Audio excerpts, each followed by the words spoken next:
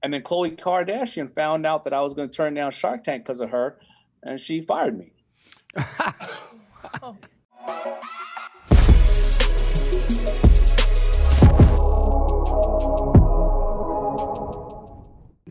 And clearly you've seen the show Shark Tank. Definitely. Well, funny story is a friend of mine that introduced me to Damon. His name is Teach, and Teach was a big part of my career, one of the first managers in my career. And what up, Teach? Yeah, one time for Teach, one time for House of Mac. Yeah. House of Mac. Yeah, and when he introduced me to Damon, we start talking in the whole nine, and it was about maybe, I would say, maybe a month or 2 months later, Damon's like, hey, we got this idea for this show called Shark Tank.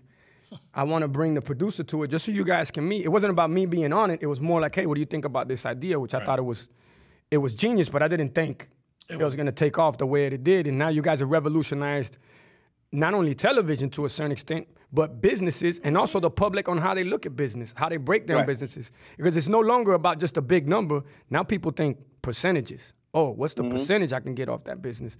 So how was it that you got involved with Shark Tank, or how did you even see the vision behind that when they pitched that to you?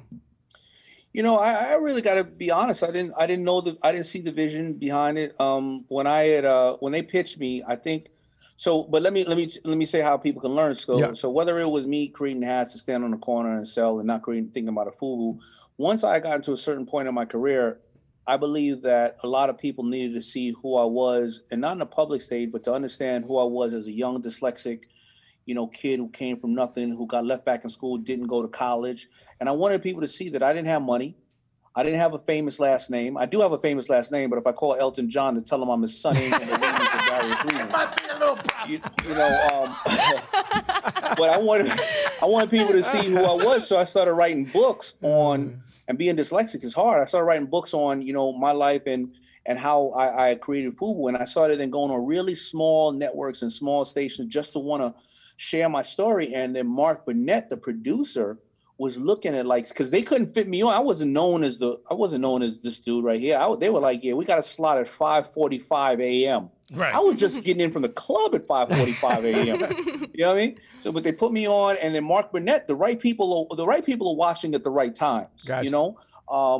He was watching at 5:45 a.m. and he was like, I like the way you know how to break down a pitch. I heard you have a bunch of clothing lines, so you like to invest. I got a new show. It's already #1 in Japan and Canada and in other areas. You want to come on the show? And I was like, all right, no problem. I'll check it out. And then they said, well, you got to spend your own money. And I was like, yeah.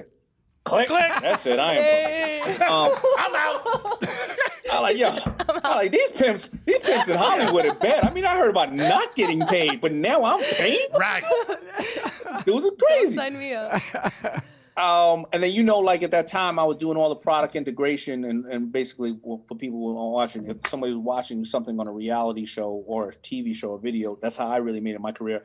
I was doing all that for 3 girls that nobody knew of, who was coming, who was opening a store called Dash named the Kardashians. Look at that. Wow. And I was doing this show for them and I was placing them in all the stuff. But I walked them all around town to a lot of my boys. And I was like, yo, you got a dream line. It's a huge dream line. For $75,000, I will have all 3 of these girls and their mother wear your brand for all these episodes. They were like, they'll never work. They'll never be anybody. So if you look, I said to the girls to save face, I said, yo, wear my brand kUWTK. So if you look at the first 3 episodes, three seasons, they're only wearing kUWTK. And I was kind of working with them in representation. So I said to Mark Burnett, I said, yo, I got to go on this show for 3 episodes. And they were like, well, you can't do any other show but ours. So I said, well, respectfully, I'm a businessman. I got to pass.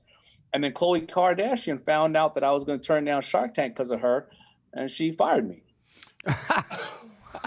She said, I never want to get in your way. And then I called up Mark Burnett, and I was like, all right, I'll do the show.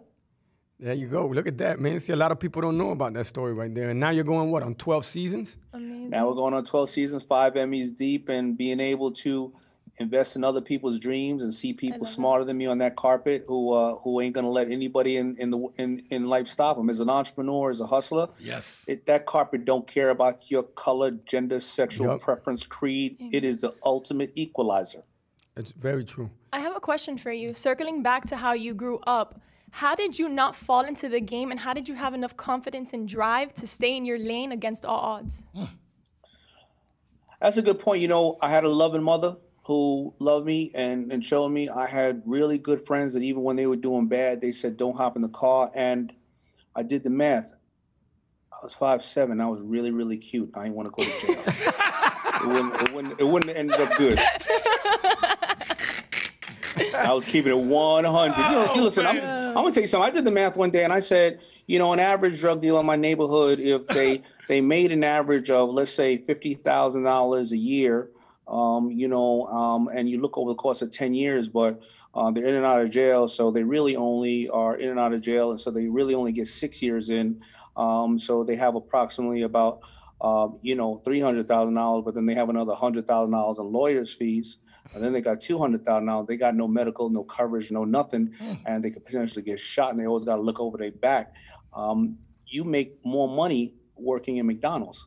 So or Red Lobster. Wow. Yeah. So I said Red Lobster. For sure. Yeah. It wasn't worth it for me. Hey, you.